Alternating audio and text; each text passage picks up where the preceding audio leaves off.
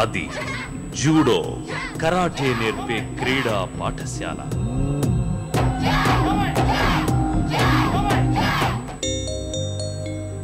అక్కడికో వ్యక్తి తన చిన్నారిని వెంట పెట్టుకుని వచ్చాడు.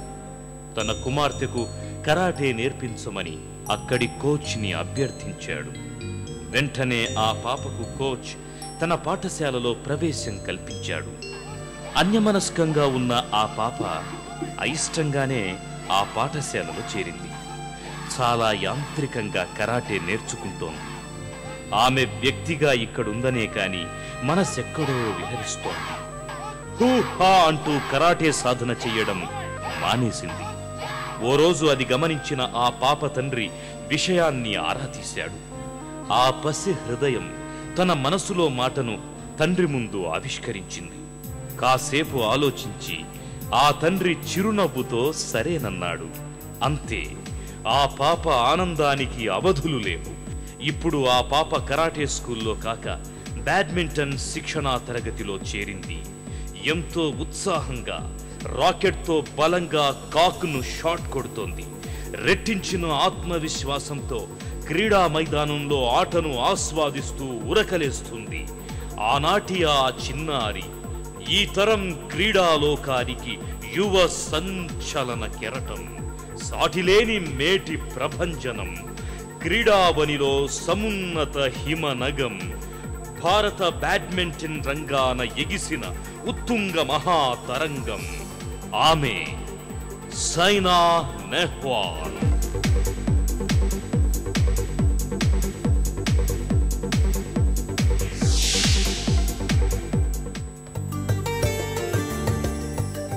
అతి పిన్న వయసులోనే ప్రపంచ బ్యాడ్మింటన్ క్రీడలో అత్యున్నత శిఖరాలు అధిరోహించిన సైనా నెహ్వాల్ 1990వ సంవత్సరం మార్చి 17న హర్యానాలోని హిస్సార్లో జన్మించారు. తల్లి ఉషా, తండ్రి హర్వీర్ సింగ్లు బ్యాడ్మింటన్ క్రీడాకారులే. సోదరి చంద్రాంశు.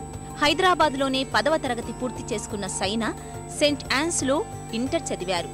ఒలింపిక్స్లో స్వర్ణం సాధించాలన్న పట్టుదలతో ఉన్న సైనా నెహ్వాల్ క్రమశిక్షణ, నిర్విరామ కృషియే తన జీవన సూత్రాలుగా పేర్కొంటారు.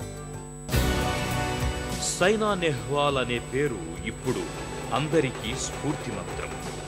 చిన్న వయసులోనే బ్యాడ్మింటన్లో బ్రహ్మాండమైన విజయాలు సాధించి విజయ బావుటాయి ఎగరేసింది.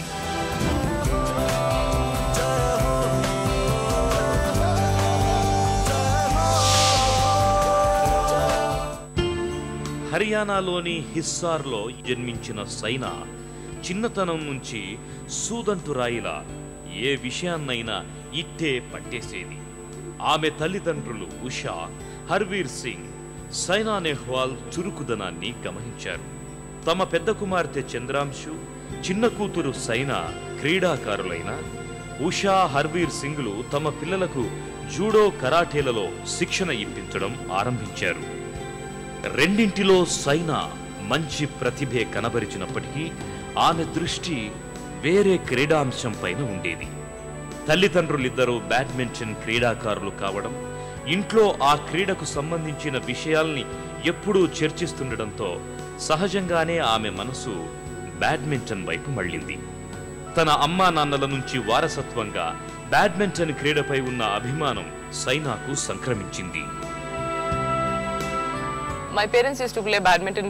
మా తల్లిదండ్రులు బ్యాడ్మింటన్ క్రీడాకారులు. నా శిక్షణ నిమిత్తం మేము హర్యానా నుండి హైదరాబాద్ కు వచ్చాము. మా నాన్నగారి మిత్రుడు సైనా చురుకైంది, బ్యాడ్మింటన్ నేర్పించు, తను గొప్ప క్రీడాకారిణి అవుతుందన్నారట. అంతే, అప్పటి నుండి మా నాన్నగారు బ్యాడ్మింటన్ శిక్షణ నిప్పిస్తున్నారు.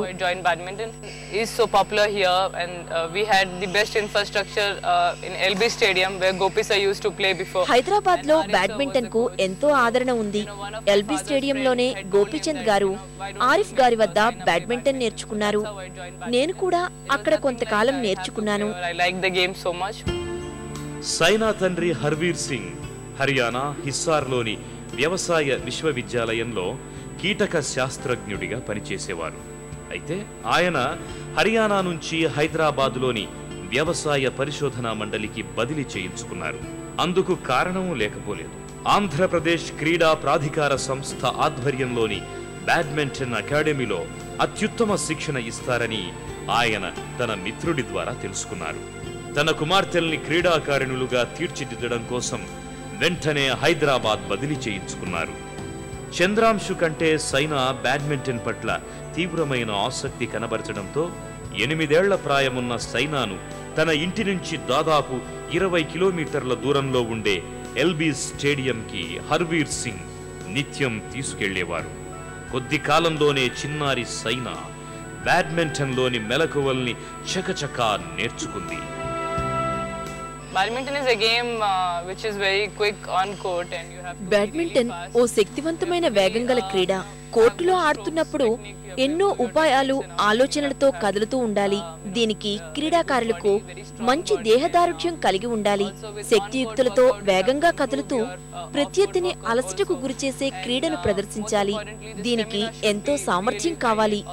అందుకే ఈ క్రీడాకారులు శారీరక శ్రమ చేస్తూ ఎప్పుడూ ఫిట్ గా ఉంటారు. most importantly the stamina should be really high.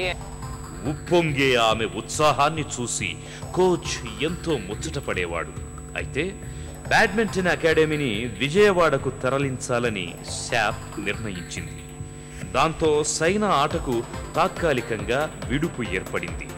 ఆ విరామం వల్ల ఏమాత్రం నిరాశకు లోను కాకుండా తండ్రితో కలిసి బ్యాడ్మింటన్ ప్రాక్టీస్ చేసింది. ఆ తరువాత ఆమె తండ్రి భారత క్రీడా ప్రాధికార సంస్థకి సైనాను తీసుకెళ్లారు. నేషనల్ కోచ్ ఎస్ఎం ఆరిఫ్ దగ్గర 4 ఏళ్ల పాటు సైనా కీలకమైన శిక్షణను పొందింది. సైనా భవిష్యత్తు బంగారుమయం కావడానికి ఈ 4 ఏళ్ల శిక్షణ ఎంతో దోహదపడింది. కోర్టులో కలియదిరుగుతూ షటిల్ కాక్ ని నేర్పుగా ఎదుర్కోవడంలో సైనా అపూర్వ ప్రతిభ కనబరిచింది.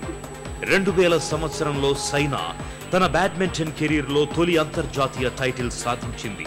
చెకోస్లోవేకియన్ జూనియర్ ఓపెన్ టైటిల్ ని కైవసం చేసుకుని ఆమె తన ప్రతిభను చాటుకున్నారు. 2004వ సంవత్సరంలో ఆల్ ఇంగ్లాండ్ మాజీ ఛాంపియన్ అయిన పుల్లెల గోపీచంద్ హైదరాబాద్లో బ్యాడ్మింటన్ అకాడమీని నెలకొల్పారు. సైనా తండ్రి వెంటనే ఆమెను అక్కడ చేర్పించారు.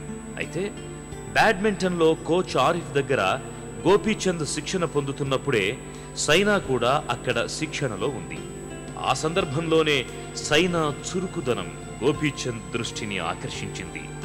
గోపీచంద్ అకాడమీలో చేరే నాటికి సైనా బ్యాడ్మింటన్లో 186వ ర్యాంకులో ఉండేది.